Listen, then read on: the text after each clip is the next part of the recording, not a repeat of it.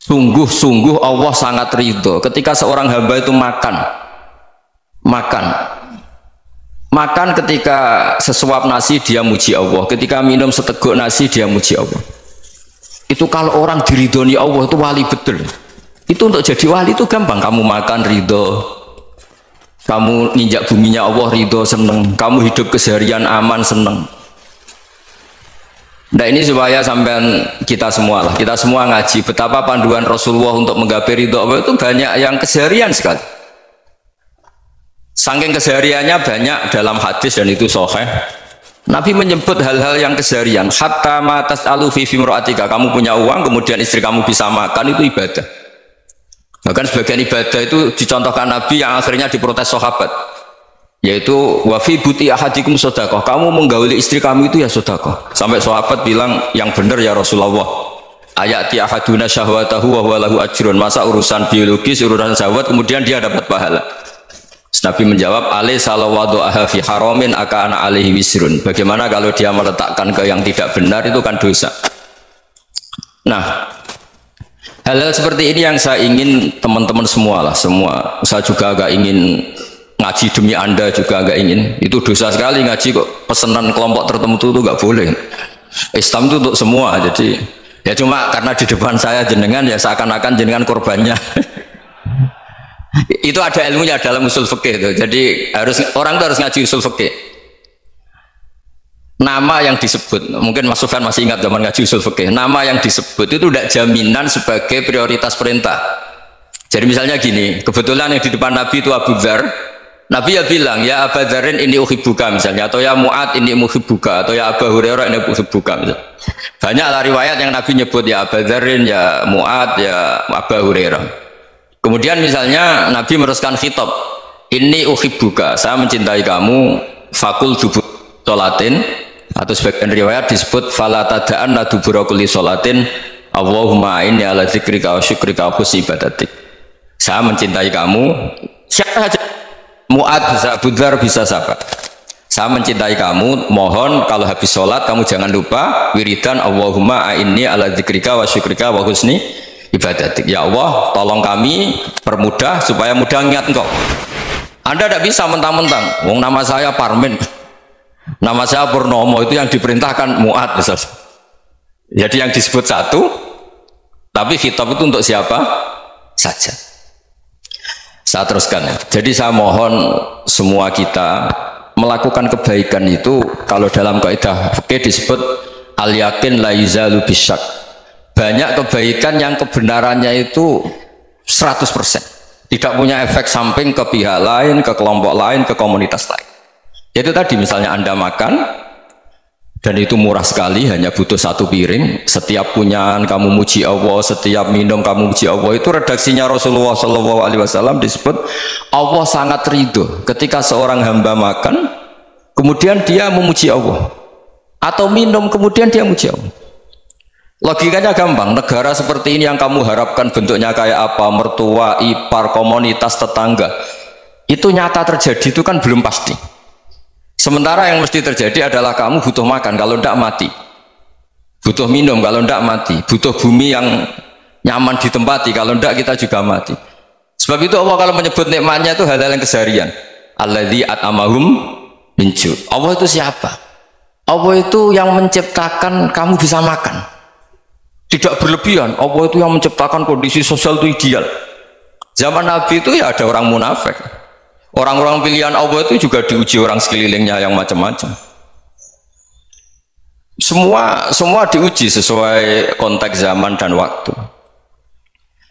Nah, tapi ada ibadah-ibadah yang selalu disarankan Nabi. Sampai Nabi itu pernah ditanya, ayul Islam ya khairun ya Rasulullah, Islam terbaik itu gimana? Jawaban Nabi itu unik. It'amut to'am. Islam terbaik itu ya makan-makan, yang santai-santai. Ketika Allah menyebut beberapa kebaikan, falak tahamal aqobah wa ma adrokan apa? Mal aqobah. Terusannya apa? Fakku rokobah. Terusannya apa? Au it'amun fi yaumin di masubah. Ya, atau acara makan-makan itu juga Islam. Kenapa? Ya bayangkan kalau tidak ada makanan kita mati kan?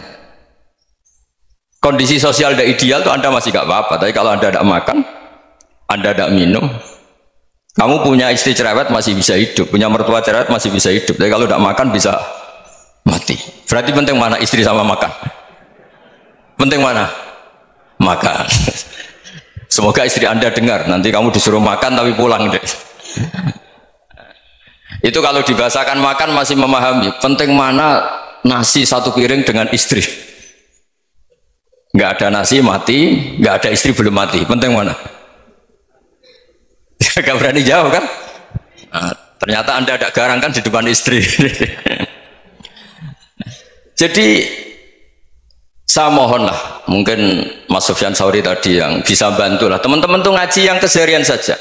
Karena kita nyari ridha Allah itu berdasar firman Allah, dan firman Allah itu menyebut keseharian tuh riang gampang. Yaitu tadi misalnya wa min ayatihi manamukum bil laili wan nahar. Termasuk ayat-ayat Allah itu kamu tidur.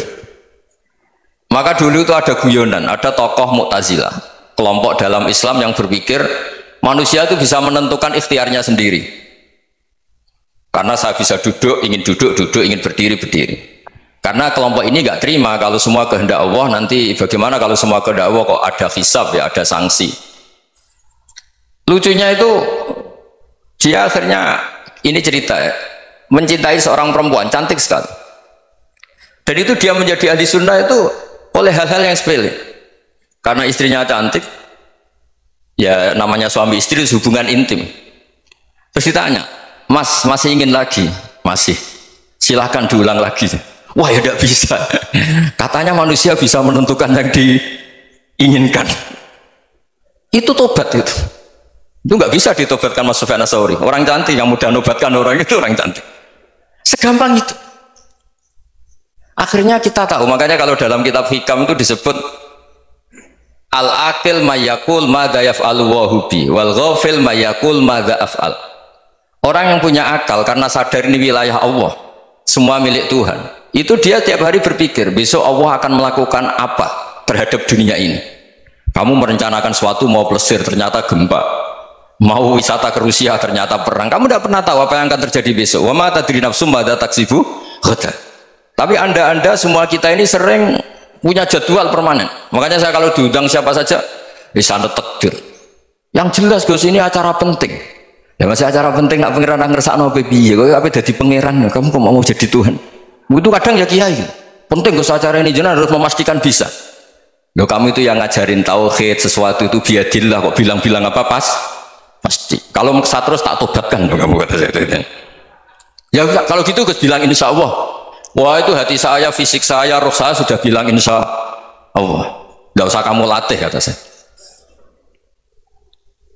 Nah hal-hal tauhid keseharian itu gampang sebetulnya.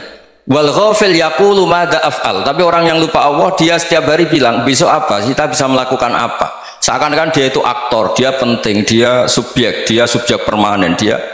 Padahal kita ini hanya objek kehendak Allah Subhanahu wa taala. Karena kita yakin sesuatu yang terjadi di alam raya ini kita tidak bisa apa-apa. Makanya saya sering ngaji, sering bilang saya, ketika Anda mensifati Allah, dia yang menghidupkan, sudah itu tanamkan sehingga ketika kita mati santai saja. Kenapa santai? Allah punya cara menghidupkan kita. Zaman kita hidup juga gak tahu caranya ngelola jantung, ngelola paru-paru. Kamu juga gak tahu ngelola oksigen yang tidak beracun, tidak mengandung polusi. Tahu-tahu hidup. Gak ingin tua ya tahu-tahu tua, gak ingin mati tahu-tahu mati. Selama ini kita hidup juga gak tahu apa sebetulnya. Hanya gaya tok, punya jadwal, punya planning. Kalau kamu bisa menentukan pilihan Anda, pasti Anda istrinya cantik, 4 neriman semua, kona'ah semua. Nyatanya enggak kan? Sudah 1 jelek, cerewet. Oh itu kan, nyatanya enggak bisa apa-apa Anda kan? Dan kamu bawa mati lagi. Itu kan, istri Anda juga gitu, punya keinginan, punya suami yang ganteng, yang jabat, yang neriman, yang enggak poligami. Ya enggak kesampaian juga. Kalau kita ngitung tingkat kegagalan kita itu gagal terus. Ya kan? Nah, terus ingat Allah, madza yaf'alu wa hubi. Orang yang punya akal selalu berpikir Allah itu menghendaki apa terhadap saya. Lalu sama-sama orang gitu. Melihat orang yang serius, itu kata Anda itu pemikir berat, serius, senang punya tokoh yang merengut tuh, karena kamu anggap serius. Tapi sebagian orang anggap orang yang serius itu wong merengut, wong masam, wong muka kok ditekuk. Jadi sama itu hati ya muqallibal qulub tsabbit qalbi ala dinik, karena kita nggak tahu cara berpikir kita tentang orang lain, tentang sekeliling kita. Misalnya kita orang baik yang jenis ngurmat fakir miskin, ada orang bangun masjid mewah itu janggal. Apa artinya masjid mewah kalau banyak orang kelaparan? Tapi kalau yang jenis pendidikan, apa artinya masjid mewah kalau tidak bisa ngaji? Nanti yang jenis infrastruktur, apa artinya ini kalau semuanya punya sudut pandang yang berbeda-beda. Dan Islam mengapresiasi semua kebaikan. Tapi katakan semua kebaikan itu adalah kehendak Allah Subhanahu wa taala. Karena apapun baik Anda itu pakai fasilitas yang diberikan oleh Allah Subhanahu wa taala. Sehingga ini yang disebut qulillah tsumma darhum fi khawdihim yal'abun. Ya, kembali tadi ke tema-tema bahwa keseharian Anda ini sudah Islami. Saat Anda tidak bisa melakukan apa saja. Saya sering ada jenazah, biasanya kalau tetangga meninggal saya sering disuruh ngelepas. Saya bilang orang ini baik karena sering ngelamun di rumah, sering nganggur di rumah. Ditanya sama anaknya, kenapa Gus nganggur baik? Ya kalau dia nganggur artinya juga agak berbuat sesuatu yang maksiat kan? Ya kan, orang nganggur di rumahnya ya tidak bunuh orang, tidak maling, tidak korupsi, ya namanya nganggur di rumah. Lah cuma istri cara pandang nganggur gak menghasilkan uang itu, tapi juga gak menghasilkan kriminal kan? Jadi sebenarnya Islam itu cara, makanya kalau sampai ngaji usul fikih itu ada kitab usul fikih namanya Lubul Usul, itu terkenal sekali di pesantren itu. Itu kalau ngapresiasi keseharian itu luar biasa. Izma min mubahin illa wa yatahaqqaqu bihi tarku haramimma, karena keseharian yang mubah saat Anda lakukan itu ada kehebatan yang luar biasa, yaitu meninggalkan haram. Makanya dulu banyak orang-orang alim ketemu temannya itu guyon sampai semalaman. Itu biasanya yang semangat Islam itu, kiai kok tidak tahajud, kiai kok tidak witir. Orang yang sedang mapan uangnya banyak, malam itu tidak kelayaban itu sudah luar biasa. Melawan nafsu supaya tidak maksiat itu sudah luar biasa. Supaya lupa guyon sama temannya semalaman sampai subuh, gejolak-gejolokan ngenang zaman miskin, zaman kuliah nggak jelas, zaman apa. Melihatnya jangan tarkut tahajud seperti ini, meninggalkan tahajud, tapi meninggalkannya ini talkul muharramat. Jadi kayak apa hebatnya? Sehingga Imam Ghazali punya riwayat yang agak unik. Hatta takuna ibadatu akhiri hadil ummah iku an-naum. Sehingga suatu saat ibadah terbaik umat ini itu tidur. Itu kan riwayat kontroversi. Ketika Imam Ghazali saja, kenapa iya? Kenapa kamu mulai keluar dari rumah itu sudah banyak maksiat, melihat perempuan yang enggak mahram, melihat fenomena. Tapi kalau kamu tidur itu enggak melihat apa-apa. Tapi juga kamu jangan nganggap tidur itu ibadah betul. Saatnya melakukan fardu ain malah masih tidur. Tapi itu sudut pandang yang menjadikan kita Islam itu gampang. Jadi saat Anda tidak bisa aktivitas apa, misalnya ada beberapa orang yang lumpuh. Lumpuh itu memang nggak bisa Jumatan, nggak bisa ibadah, tapi dia juga nggak bisa maksiat. Tidur itu memang Anda saat itu tidak bisa tahajud, tidak bisa witir, tapi saat itu ada zina, ada maling, tidak gosipkan orang, tidak bully orang, tidak menanamkan kebencian, tidak hasud. Sehingga tidur menurut Allah Ta'ala wa min ayatihi manamukum billaili apa wan nahar. Karena di tidur itu selain ada unsur istirahat, jaga kestamina, juga ada unsur meninggalkan beberapa keburukan. Nah, saya mohon ibadah yang keseharian ini kita jaga supaya kita semua baca ayat itu fasih itu tertanam di hati. Allah itu siapa? Alladzi at'amahum min ju'i wa amanahum min khawf. Dan Allah kalau cerita di Quran itu anna sababnal ma'a sabba thumma syaqaqnal ardhan wa syaqqa fa ambatna fiha habba wa inaba wa qadba wa zaituna wa nakhla wa hadaika hulba. Kamu tahu saya ini siapa? Kata Allah, saya ini adalah Tuhan yang menurunkan air, kemudian ada tanaman banyak, habba wa inaba wa qadba, ada zaitun, ada tin, kalau orang Jawa mungkin ada tela, ada padi, ada mangga, ada pisang. Sudah, wa inaba wa zaituna wa nakhla wa hadaika hulba, ada perkebunan yang lebat. Tujuannya apa? Mata Allahkum, silahkan kamu pakai, kamu nikmati. Tapi karena kadang kita ini punya ide-ide besar, tadi untuk syukur saja nunggu punya istri riman, rumah baik, tetangga baik, komunitas baik, semuanya baik baru syukur.